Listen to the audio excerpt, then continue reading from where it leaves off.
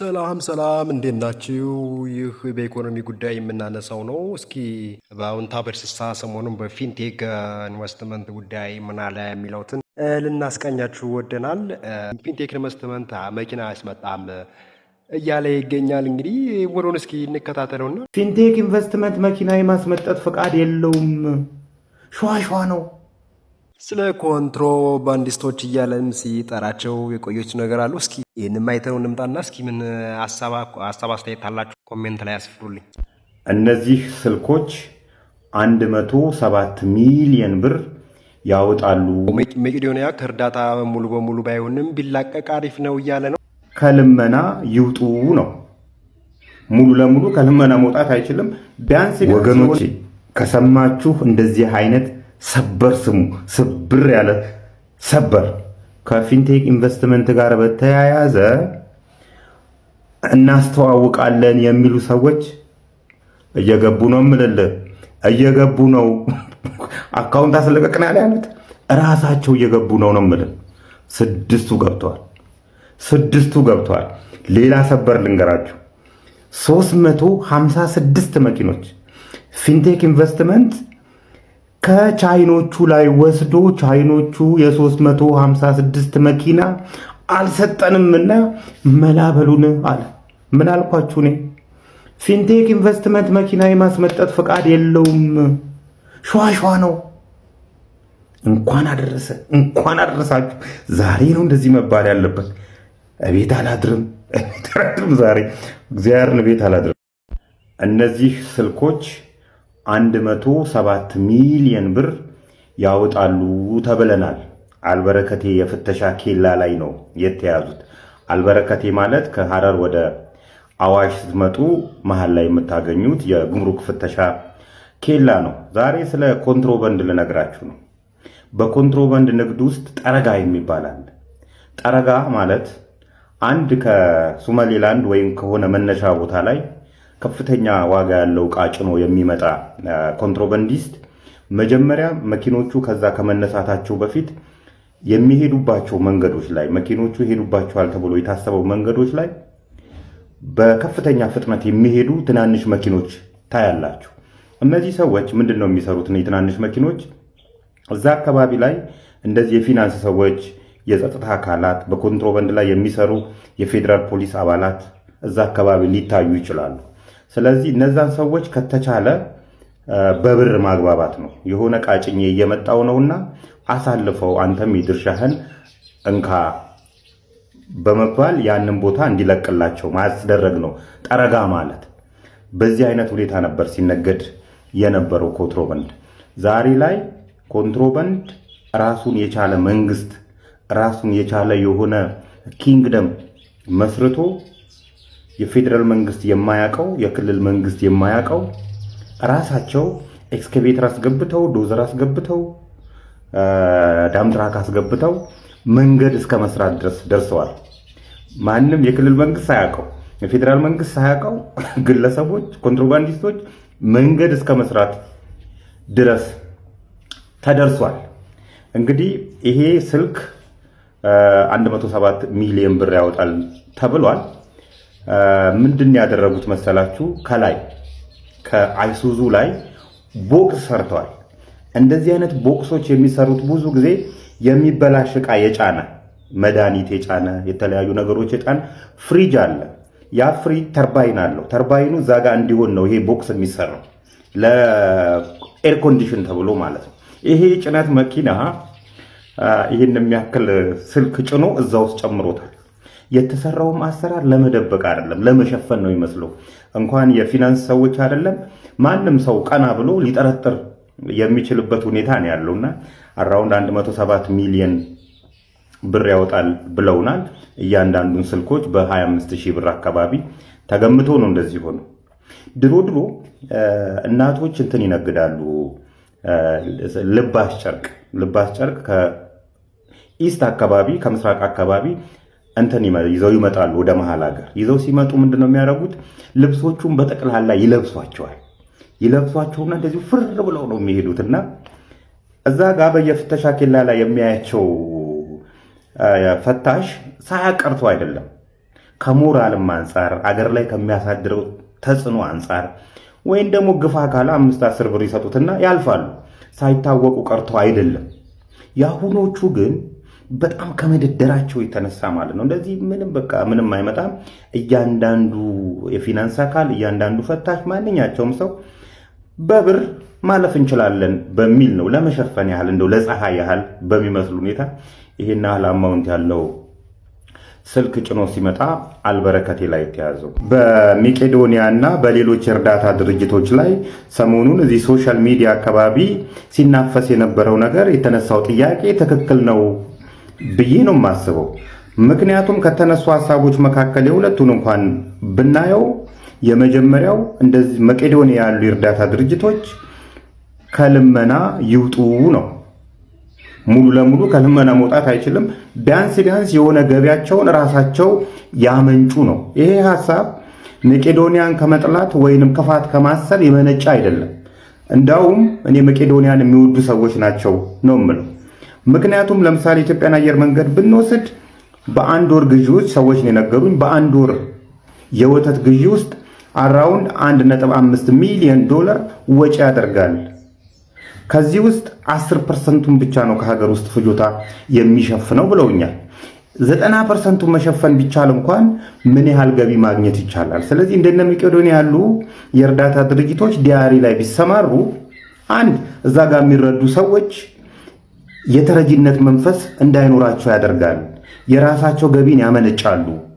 ስለዚህ ሁል ጊዜ እርዳታ ጥገኛ ከመሆን የራስን ገቢ ማመንጨት ይገባቸዋል ማለት ከክፋት የመነጨ አይደለም። በፍጹም ሊሆንም አይችልም። ክፋት ነው ብለው የሚያወሩ እንደነ ባሮክ ያሉ ሰዎች የበለጡ እነዚህ ሰዎች እንደነ መቄዶንያ ያሉ የእርዳታ ድርጅቶችን ይወዷቸዋል ብዬ አስባለሁ። ሌላኛው በቦርድ ይመራ ነው፣ ኦዲተብል ይሁን ነው። አንድ የእርዳታ ድርጅት ስትራክቸር ይኑረው ብሎ ጥያቄ ማንሳት ይሄም ከክፋት የመነጨ አይደለም።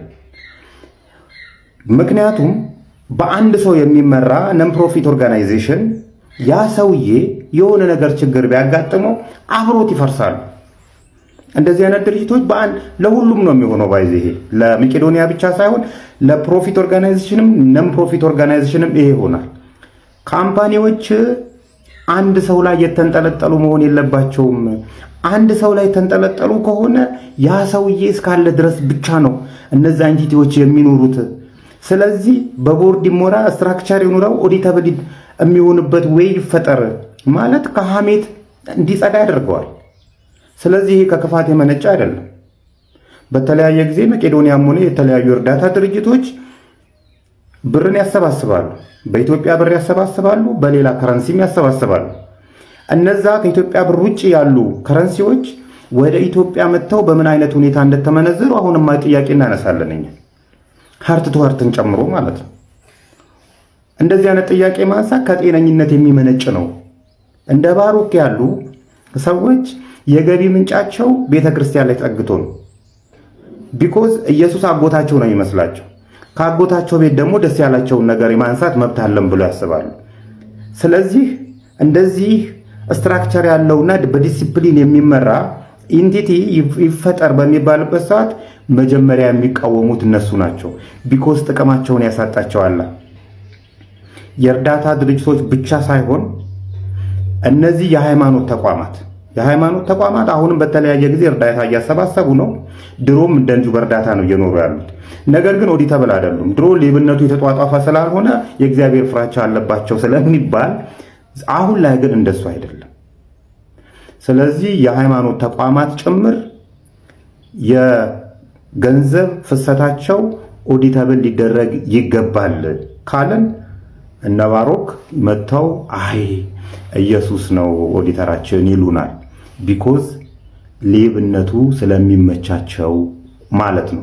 ይሄን ሐሳብ ያነሳችሁ ሰዎች እውነት በግሌ ክብር አለኝ።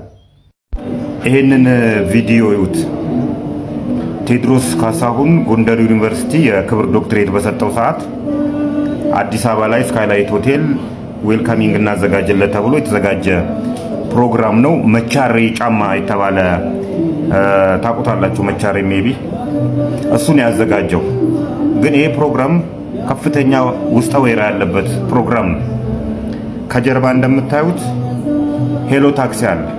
ይሄንን ፕሮግራም ሙሉ ለሙሉ ያዘጋጁት ሄሎ ታክሲ ነው። 1 ሚሊዮን ብር የተከፈለው ከሄሎ ታክሲ ላይ ወጪ ተደርጎ ነው። ስካይላይት ሆቴል ነበረ የተዘጋጀ ፕሮግራም። እንግዲህ እዚህ ፕሮግራም ላይ እንደምታዩት አርቲስቶቹን እንዳለዋቸው ራሱ ዳንኤል ዮሐንስም አለ፣ እነ መንሱር ጀማል አሉ፣ የተለያዩ አሁን እስር ቤት ያሉ ሰዎች አሉ። ይሄ ፕሮግራም እንግዲህ ለቴዎድሮስ ካሳሁን የተዘጋጀ ነው ብያችኋለሁ። ሄሎ ታክሲ ደግሞ አራውንድ 600 ሚሊዮን ብር አካባቢ ከህዝብ ላይ ይዞ ጠፍቶ ተመልሶ ፊንቴክን የመሰረተ ነው። ይሄንን ስንተነትነው እነዚህ አርቲስቶች አሁን የተያዙ አርቲስቶች ምን ይላሉ? ፊንቴክ እንደዚህ መሆኑን አናቀው ነበር ይላሉ። ሄሎ ታክሲ 600 ሚሊዮን ብር ይዞ እንደጠፋ ያውቃሉ እኮ እዛ ጋር ግንኙነታቸው ከዳንኤል ዮሐንስ ጋር ግንኙነታቸው በፊንቴክ አይደለም፣ በሄሎ ታክሲ ነው። ሄሎ ታክሲ ላይም አብረው ስቴክሆልደር ሆነው ሲሰሩ ነበረ። ስለዚህ ዳንኤል ዮሐንስ ያን 600 ሚሊዮን ብር ይዞ መጥፋቱን እያወቁ ፊንቴክ ኢንቨስትመንት የሱ መሆኑን እያወቁ አሁን ላይ ሳናቅ ነው ወደዚህ ጉዳይ የገባ ነው ማለት አይቻልም። ያውቁታል። ነገሮች